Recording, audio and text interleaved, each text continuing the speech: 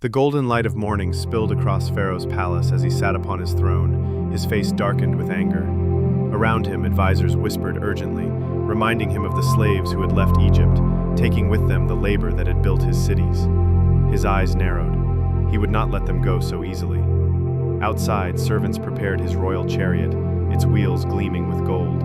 Soldiers gathered in tight formation, their spears and shields catching the sun. Horses reared, ready to run, and the dust began to rise from the palace gates as Pharaoh led his army into the desert. The ground trembled under pounding hooves.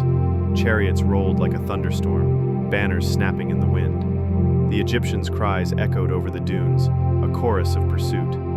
In the far distance, the Israelites journeyed unaware, walking with their children and livestock, their belongings strapped to their backs.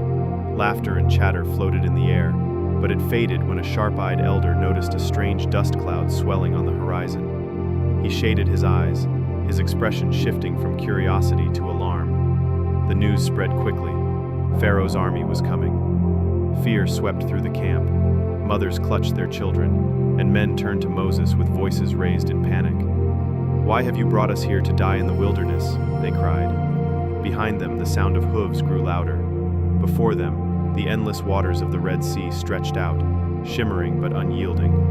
The people felt trapped, hemmed in by chariots on one side and the deep sea on the other. Moses stood before them, his staff in hand, his eyes fixed not on the sea nor the army, but on the heavens.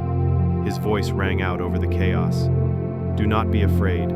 Stand firm and see the salvation of the Lord, which he will accomplish for you today." The Egyptians closed in, their horses straining against the reins, Pharaoh's face lit with the certainty of victory.